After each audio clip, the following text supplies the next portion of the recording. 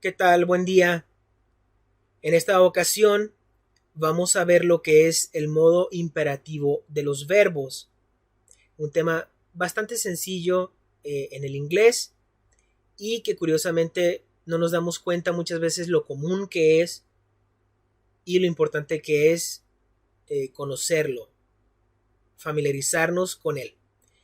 Entonces, ¿qué es el modo imperativo?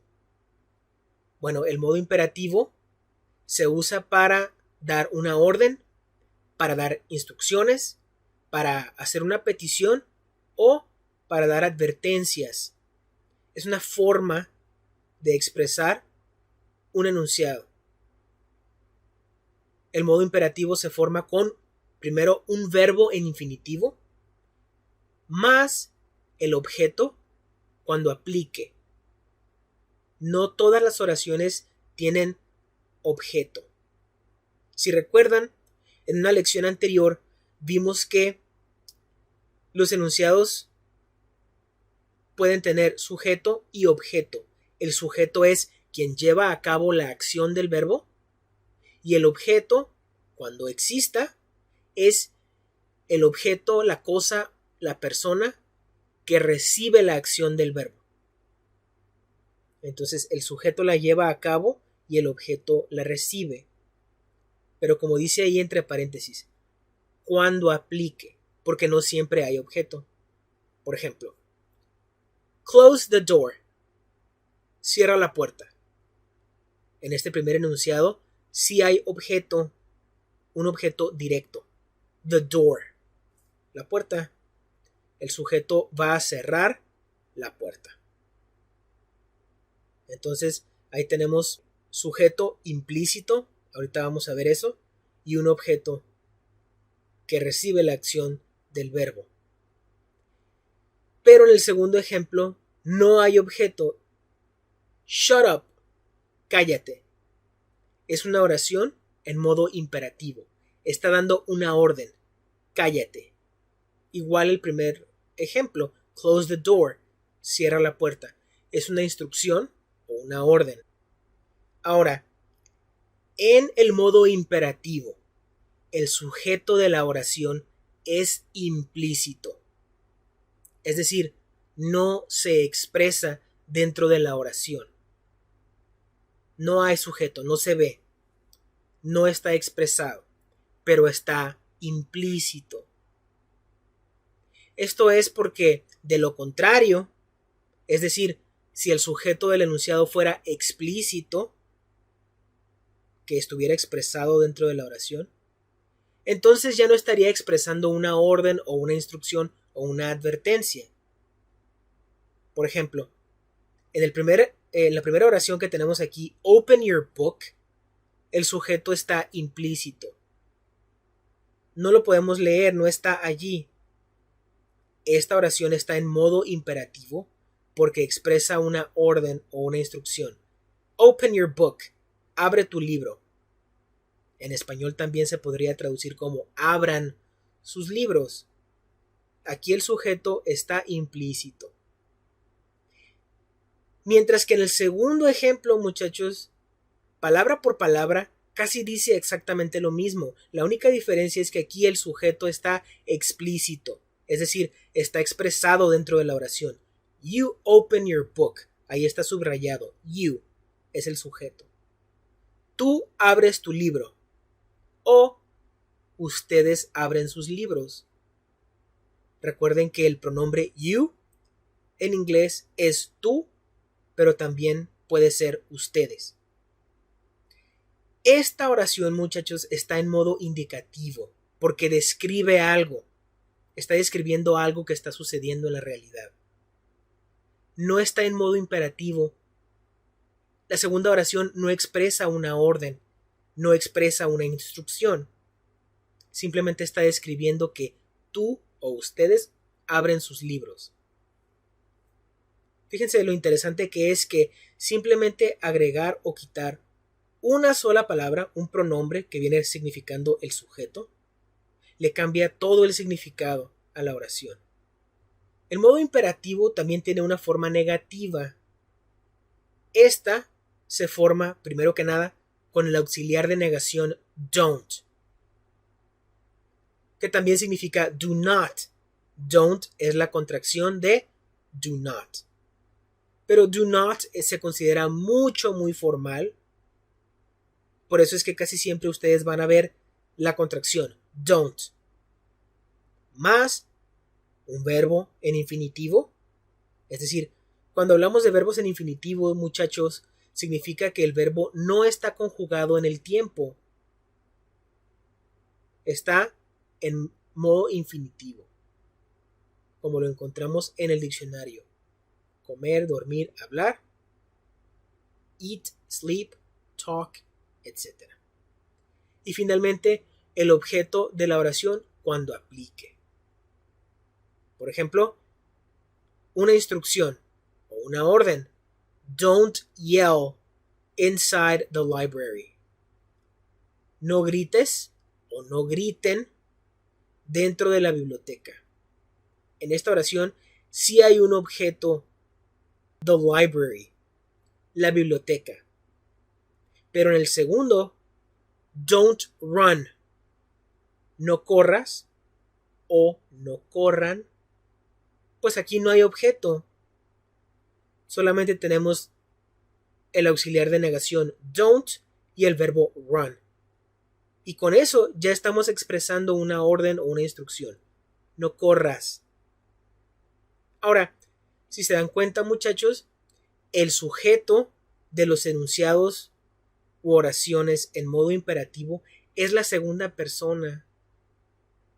Aunque esté implícito, aunque no esté expresado dentro de la oración, sabemos que el sujeto es la segunda persona. La segunda persona es you, tanto en singular, tú, como en plural, ustedes. Y ahora vamos a ver algunos usos del modo imperativo. Uno de ellos, quizá el más importante uso del modo imperativo, es para dar órdenes. Por ejemplo, go away, vete, o vete de aquí. Igual en español podría significar vete o váyanse. Otro, stop yelling, deja de gritar. Es una orden. Deja de gritar o dejen de gritar. También, como lo comentábamos al principio de la lección, el modo imperativo se usa para dar instrucciones. Uno de los usos más comunes del modo imperativo, lo van a ver ustedes todo el tiempo. Por ejemplo, don't put ice on a burn. No pongas hielo en una quemadura. Se puede entender que este enunciado, esta instrucción, es, por ejemplo, de primeros auxilios, ¿no? ¿Alguien se quemó? ¿Cuál es el consejo, la sugerencia o la instrucción? No pongas hielo en una quemadura. Don't put ice on a burn. Otro ejemplo. Mix the ingredients slowly. Mezcla los ingredientes lentamente. El modo imperativo está presente todo el tiempo en las recetas de cocina. Todo el tiempo. O, para ampliar todavía más el panorama, muchachos, ustedes van a ver el modo imperativo en cualquier tutorial sobre cualquier tema, sobre cualquier actividad. Si tú estás viendo un tutorial sobre cómo hacer algo, hay una altísima probabilidad de que vas a encontrar, escuchar oraciones en modo imperativo, porque así lo usamos para dar instrucciones. Otro uso del modo imperativo es para dar advertencias o consejos. También podríamos decir sugerencias, como por ejemplo, don't forget your phone. No olvides tu teléfono. Una advertencia. O por ejemplo la segunda, don't go in the deep end if you can't swim. No te metas a lo hondo si no sabes nadar. Por ejemplo, obviamente en una situación en la que estamos en las albercas, ¿no? En una alberca. Y le dices a un amigo o a un familiar, don't go in the deep end if you can't swim. Te advierto o te aconsejo, no te metas a lo hondo si no sabes nadar. Y el último uso que vamos a ver del modo imperativo es para hacer una petición o una solicitud, cuando pides algo. Y generalmente, muchachos, para este uso en particular, usamos frecuentemente la palabra please, que significa por favor. Esto es, muchachos, para sonar un poco más amables, un poco más corteses, porque el modo imperativo, como se habrán dado cuenta, tiene la tendencia a sonar muy golpeado.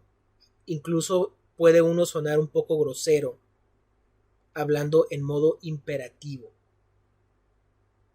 De hecho, muchas veces en las conversaciones coloquiales, conversaciones comunes y corrientes que tenemos todos los días con amigos, con compañeros de escuela o de trabajo, o nuestros maestros, por ejemplo, casi no hablamos en modo imperativo, incluso para hacer peticiones o para dar instrucciones. Casi siempre cambiamos el modo de expresarlo, porque el imperativo suena muy golpeado, puede llegar a sonar grosero. Entonces, por eso es que usamos la palabra please, como en el primer ejemplo. Please come with me to the party. Por favor, ven conmigo a la fiesta. Entonces, al agregar la palabra please, ya no suena como una orden, ¿no? Si no estuviera la palabra please, diría come with me to the party. Ven conmigo a la fiesta. Claro, suena como una petición o una invitación, pero suena como una orden, ¿no? Ven conmigo a la fiesta. Come with me to the party. Entonces, por eso usamos please. Igual que en el segundo ejemplo. Help me with my homework, please. Ayúdame con mi tarea, por favor. Al agregar la palabra please, ya suena un poco más amable. En lugar de nada más decirle a alguien, help me with my homework. Ayúdame con la tarea. Casi así como que te ordeno, ¿no? Te lo ordeno que me ayudes con mi tarea. Pues no va por ahí. ¿De acuerdo? Por eso usamos la palabra please. Entonces, como lo pueden ver, muchachos, el tema del modo imperativo está bastante sencillo. Y ahora vamos a ver el ejercicio que tenemos para esta semana. Y este consiste en completar una serie de enunciados con el verbo correcto de la siguiente lista. Y les pongo yo ahí un aviso, una advertencia. Ojo, los enunciados que están marcados con un signo de menos entre paréntesis son negativos. Esa es como la clave o la pista, ¿no? Ahí hay que negar cuando ustedes vean ese signo de menos entre paréntesis. Ahora, ¿cuáles son los verbos que vamos a ver?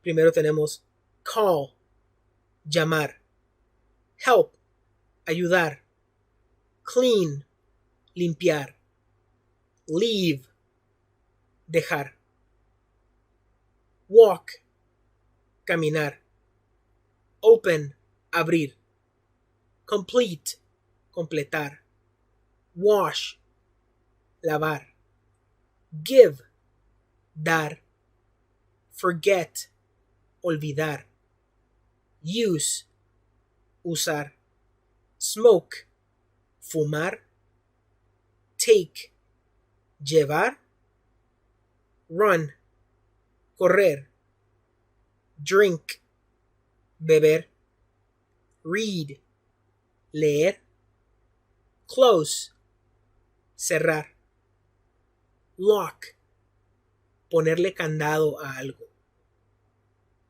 be, ser o estar, y finalmente eat, comer. Entonces, esos son los verbos, pero hay unas cuantas aclaraciones que vale la pena hacer con respecto a algunos de estos verbos. Entonces, la primera es el verbo take en español tiene dos usos o significados. Uno de ellos es el que vamos a tomar en cuenta para este ejercicio, que es llevar. Take en español puede significar llevar, pero también puede significar tomar algo. No beber, no como drink, no es una bebida, sino tomar algo y llevárselo con uno. Entonces tiene esos dos significados, esos dos usos. En este caso, el que queremos usar es llevar. Otro, es importante distinguir entre el verbo close y el verbo lock. Close es cerrar, como sería cerrar cualquier cosa, cerrar una puerta o también incluso cerrar un libro, por ejemplo. Close your book, cierra tu libro, etc. Por otra parte, lock significa ponerle candado a algo, a una puerta, a un portón, a una ventana que tenga un mecanismo para ponerle candado y que no se pueda abrir. Cualquier cosa que tenga un mecanismo para ponerle candado, ahí podemos usar el verbo lock, ponerle candado. Y bueno, la última aclaración está con el verbo be, que ahí no debe de generar confusión porque el verbo be es el verbo más común en el inglés, significa ser o estar en español. Ustedes van a saber cuál de los dos usos es el correcto al leer el enunciado. El contexto les va a decir aquí qué quiere decir, ser o estar. Entonces, ahí tenemos el primer enunciado que ya está resuelto y dice, number 1, don't open the door to strangers. Una instrucción muy común que los padres le dan a sus hijos cuando los dejan solos en la casa.